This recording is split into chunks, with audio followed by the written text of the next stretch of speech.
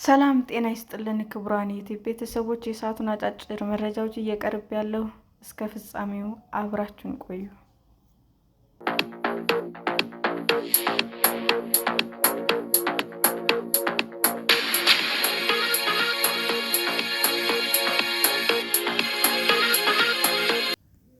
አይነ ስውራን ማንበብ እንዲችሉ የሚያደርገው ፈርቀዳጅ ግኝት በተወሰኑ አይነ ስውራን ላይ ከዓይን ብሌናቸው ጀርባ በተገጠመላቸው መሳሪያ አማካኝነት ለማንበብ በመቻላቸው በሕይወታቸው ላይ ጉልህ ለውጥ ተመዝግቧል። ለንደን በሚገኙ የሞርፎሌድስ አይን ሆስፒታል ውስጥ በ5 ታማሚዎች ላይ ይህንን ማይክሮቺፕን የገጠሙት የቀዶ ሕክምና ሐኪም የዓለም አቀፍ ሙከራ ውጤት አስደናቂ መሆኑንም ተናግረዋል። በአይነ ስውራን የተመዘገቡት የ70 ዓመቷ ሼል ኦርቪን ለቢቢሲ እንደተናገሩት ማንበብና የቃላት ሰንጠረዥ መስራት መቻላቸውን ተአምር በማለት ድንቅ ነገር ደስታን የሚሰጥ ነው በማለት አድናቆታቸውን ገልጸዋል። ይህ አዲሱ ቴክኖሎጂ በዩናይትድ ኪንግደም ውስጥ ወደ 350,000 የሚጠጉ ሰዎችን እንደሚያጠቃ የሚገመተው ከዕድሜ ጋር ተያይዞ የሚከሰት አይነ ስውርነት ለገጠማቸው ሰው ተስፋ ይሰጣል። እንዲህ ባለው የአይነ ስውርነት ችግር ውስጥ የሚገኙ ሰዎች ከዓይናቸው ጀርባ ያለውን ትንሽዬ የሬትን ክፍል ቀስ በቀስ ይጎዳል። በዚህ ምክንያት የዓይን ብዥታ ወይም እይታ መዛባት ይገጥማቸዋል። የቀለም አይነትና ጥቃቅን ዝርዝሮችን መለየት ብዙውን ጊዜ አይችሉም። ይህ አዲስ ዘዴ ትንሽዬ 2 ሚሊሜትር መጠን ያላት ውፍረቷም የሰው ፀጉር ያህል የምትቀጥን ፎቶቮልታይክ የተባለች ማይክሮቺፕ ከዓይን የጀርባ ክፍል ባለው ሬቲና ውስጥ በማስገባት ተግባራዊ የሚሆን ነው። ለዚህም ችግር ያለባቸው ሰዎች አብሮ የተሰራ የቪዲዮ ካሜራ ያለው መነጽር ያደርጋሉ። ካሜራው ምስሎች በኢንፍራሬድ ጨረር አማካኝነት በዓይን ውስጠኛ ክፍል ወደ ተቀመጠው ቺፕ እና በኤክስ ወደሚይዘው ትንሽዬ ምስል ማቀናበሪያ በመላክ ምስሉ ግልጽ እና ጥራት ያለው እንዲሆን ያደርጋል። ከዚያም ምስሎቹ እንደገና በተገጠመው ትንሽዬ ቺፕ እና በኦፕቲክ ነርቭ በኩል ወደ ግለሰቡ አንጎል ይላካሉ። ይህም እንደገና የተወሰነ እይታ እንዲኖራቸው ያደርጋል። ይህንን አዲስ ቴክኖሎጂ በቀዳሚነት እንዲጠቀሙ የተደረጉት አይነ ስውራን በመሳሪያዎቹ አማካኝነት የሚደርሳቸውን ምስሎች እንዴት መረዳት እንዳለባቸው በመማር ለወራት ቆይተዋል።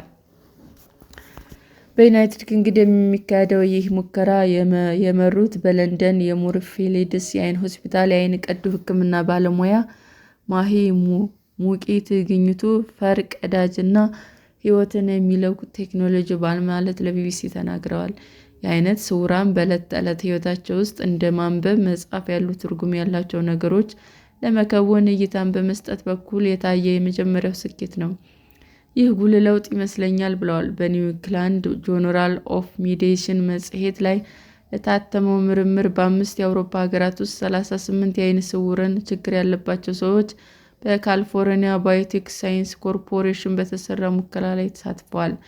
በዚህ ሙከራ ውስጥ ከተሳተፉት 32 ዓይነ ስውራን መካከል 27ቱ ተፈጥሮውን ማዕከላዊ እይታ በመጠቀም እንደገና ማንበብ ችለዋል። ከ1 ዓመት በኋላ የእይታቸው መጠን እየሰፋ የሚያነቧቸው ፊደላት እና የመስመሮች ብዛት እየተሻሻለ መጥቷል። በሺ ላይ የታየው መሻሻል ደግሞ የበለጠ አስደናቂ ነው። ስለዚህም ቴክኖሎጂው ሙሉ በሙሉ ማንበብ አይችሉም። ሺላም በሞርፎሌድስ ሆስፒታል የዓይን ጤና ምርምር ላይ ሰሌዳ ላይ በተደረገለት ፈተና ወቅት ሲያነቡ አንዱንም አልተሳሳቱም። በዚህም በእጅጉ ደስተኛ ሆነው ታይተዋል። ሻል በዓይናችን ውስጥ ባለው ሬቲና በተባለው ክፍል ውስጥ ያሉ ሕዋሳቶቻቸው በመዳከማቸው ምክንያት ከ30 ዓመታት በፊት ነበር ማዕከላዊ እይታቸውን ማጣት የጀመሩት። ሺላ በጣም የተገደበ እይታ ስለነበራቸውና ሙሉ በሙሉ ስለደበዘዘ የዓይነ ስውራንን በተር ይጠቀማሉ። ከቤት ውጭም ሲሆኑ ጉላ ያሉትን የመንገድ ምልክቶች እንኳን ማንበብ አይችሉም ነበር። በዚህ ምክንያት መንጃ ፈቃዳቸውን ለመመለስ በመገደዳቸው አዝነው ማልቀሳቸውንም ተናግረዋል።